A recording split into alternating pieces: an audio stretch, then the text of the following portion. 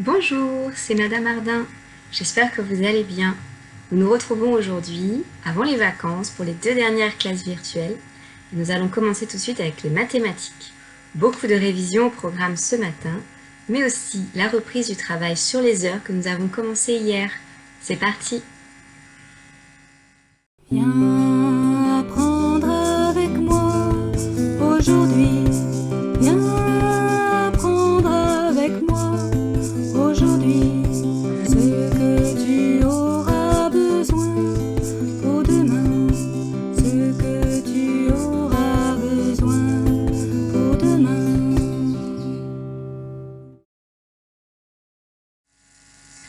Nous commençons tout de suite avec 2 opérations comme hier. Une addition et une soustraction. Je vous laisse donc poser cette soustraction sur votre cahier. Et comme d'habitude, à chaque fois qu'il faudra mettre la vidéo en pause, je dirai pause. Pause. Pour poser cette soustraction, cette addition, pardon, nous allons bien mettre chaque chiffre à sa place dans la bonne colonne pour chacun des 2 nombres qui est proposé. Voilà, nous sommes maintenant prêts à trouver le résultat. 7 plus 3, cela fait 10. J'écris le 0 des unités et le 1 des dizaines va en retenue dans la colonne des dizaines. Je fais maintenant 5 et 6, 11, plus 1, 12. Je mets mon 2 et mon 1 en retenue dans la colonne des centaines. 2 et 3, 5, plus 1, 6. Le résultat de cette opération était 620. C'est maintenant au tour de la soustraction. La voici, je vous laisse la poser. Pause. Pour bien poser cette opération, il faut faire très attention au fait que dans 45, il n'y ait pas de chiffre des centaines et que donc il faut laisser l'espace vide. 4 est le chiffre des dizaines et 5 celui des unités. 8 moins 5, il reste 3. 5 moins 4, il reste 1. 6 moins 1, il reste 6. Le résultat de cette opération était 613. Nous reprenons maintenant ce que nous avons commencé hier sur les nombres, juste avant et juste après. Nous allons utiliser ce nombre, 251, pour faire un exemple. Nous cherchons d'abord le nombre qui est juste avant 251. Pour le trouver, eh bien, il suffit soit d'enlever 1 à 251, donc simplement enlever 1 aux unités, une unité. Ou on peut aussi simplement chercher, si on connaît sa suite numérique des nombres de 0 jusqu'à 100, qu'est-ce qui est avant 51 et remettre ensuite le chiffre des centaines devant, c'est-à-dire le 2 de 200. Ce qui est avant 51 dans la suite des nombres, eh bien c'est 50. Je vais donc avoir pour résultat 250. Je cherche ensuite le nombre qui est juste après. Ce nombre qui est juste après, je peux ajouter 1 ou chercher le nombre qui est juste après dans la suite, ensuite après 51. Donc le nombre qui est après 51, c'est 52. Et dans tous les cas, si j'ajoute 1 encore à 1, ça fait 2. Donc le seul chiffre qui va changer, c'est mon chiffre des unités. Et cela fera donc 252. Voici le suivant, 669. Cette fois-ci, c'est à vous. Pause. Comme tout à l'heure, ce n'est pas très difficile de trouver ce qui vient avant 669. Ce sera 668. Par contre, à 69, je suis coincée. Mais qu'est-ce qu'il y a après 69 ? 70. Donc la réponse sera 670. En voici encore un pour s'entraîner. 349. Pause.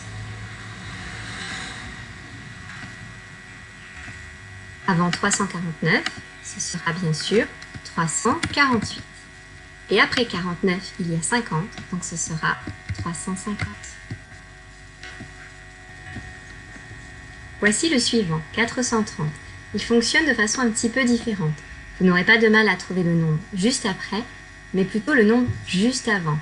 Pour cela, inspirez-vous de l'exemple que nous avons fait tout à l'heure. Qu'est-ce qui est avant 30 ? On le voit ici sur cette suite numérique de 3 nombres. Donc, utilisez-le pour remplir cet exercice. Pause. Donc, comme je le disais, qu'est-ce qui est avant 30 ? C'est 29. Donc, au lieu d'avoir 430, nous aurons tout simplement 429. Et après 430, ce sera 431, mais là, il n'y a pas de difficulté. Voici le suivant. Il fonctionne exactement de la même façon que 430. 850. Pause. Pour trouver ce qu'il y a avant 850, on peut penser à ce qu'il y a avant 50 sur une frise numérique. Juste avant 50, c'est 49. Donc cela fera 849. Et bien sûr, de l'autre côté, nous retrouverons 851. Voici le dernier nombre de cet exercice. 720. Pause. Dans une suite numérique, avant 20, je vais avoir 19. Donc ici, juste avant 720, j'aurai 719. Et juste après 720, ce sera 721. L'exercice est maintenant terminé. Nous allons passer à la dernière partie pour aujourd'hui, la révision de l'heure. Nous allons voir ensemble aujourd'hui 6 horloges qui sont soit des heures entières, soit des heures avec les demi.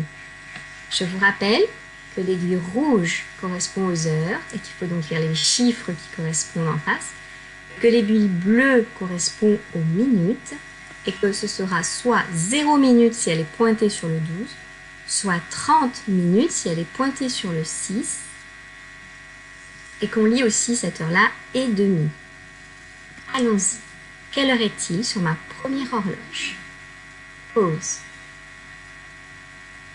Sur ma première horloge, il est 3 heures, l'aiguille rouge est vers le 3, et on a dit le 6 tout à l'heure, 30 minutes pour l'aiguille des minutes. On dit aussi 3 heures et demie. Nous passons à la deuxième horloge. Quelle heure est-il? Pause. Sur cette horloge, nous voyons que l'aiguille des heures est pointée vers 9. Il est donc 9 heures. Et l'aiguille des minutes est pointée vers le 12. Et comme je l'ai dit tout à l'heure, cela correspond à 0 minutes. Pense toujours bien à mettre 2 chiffres dans les minutes. Nous allons maintenant travailler sur la dernière horloge. Mais pour ça, je vais devoir passer de l'autre côté. Et voilà. Alors, quelle heure est-il sur cette troisième horloge? Pause. Nous voyons l'aiguille des heures sur le 11, l'aiguille des minutes sur le 6, c'est-à-dire sur 30 minutes. Il sera donc 11 heures et 30 minutes. On dit aussi 11 heures et demie. Passons à la quatrième horloge. Pause. Il est 4 heures, puisqu'on voit l'aiguille des heures sur le 4, et l'aiguille des minutes sur le 6. Il est donc 4h30. Ou 4h30. Nous continuons avec une cinquième horloge. Quelle heure est-il sur cette cinquième horloge? Pause. Sur cette cinquième horloge, je vois que l'aiguille des heures est sur 7. Il est donc 7 heures et 30 minutes, puisque l'aiguille des minutes est sur le 6 ou 7h30. Nous allons faire une dernière horloge. Je vais de nouveau passer de l'autre côté. Me revoilà. Dernière horloge, quelle heure est-il? Pause. Sur cette dernière horloge, il est 11 heures et 0 minutes, puisqu'il n'y a pas de minutes quand l'aiguille des minutes est sur le 12. On peut dire tout simplement, il est 11 heures. 11 heures pile. Voilà, c'est tout pour cet exercice. Nous passons à un dernier exercice sur les heures.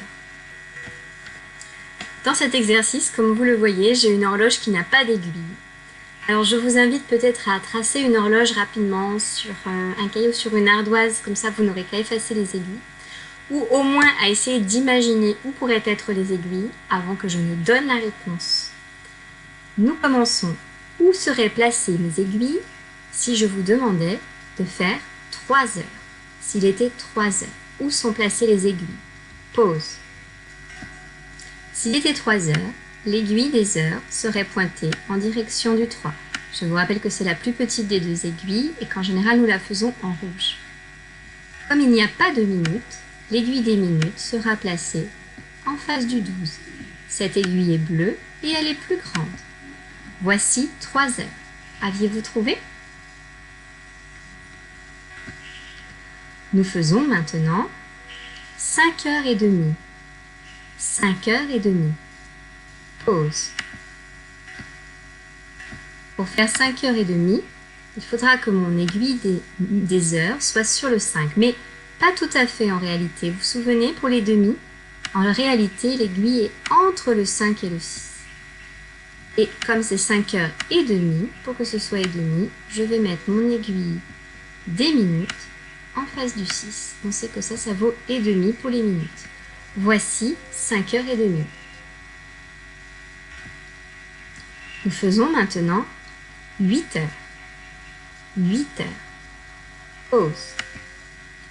Pour faire 8h, il faudra que mon aiguille des heures soit sur le 8. Et je n'entends rien d'autre après 8h. Cela veut dire qu'il y a 0 minutes. Je vais donc mettre mon aiguille des minutes en face du 12. Voici 8h. Dernière question pour aujourd'hui en mathématiques. Nous allons faire 9h30. 9h30. Pause. Pour faire 9h30, comme tout à l'heure, je devrais pointer mon aiguille des heures vers le 9, mais comme c'est et demi, je vais plutôt le mettre à mi-chemin, à la moitié entre 9 et 10. Et comme pour tout à l'heure dans les demi, mon aiguille des minutes sera en direction du 6. Voici 9h30. C'est tout pour les mathématiques aujourd'hui et ce sera tout pour un bon moment. Nous avons encore une vidéo sur le français cet après-midi et après ce sera les vacances. À tout à l'heure.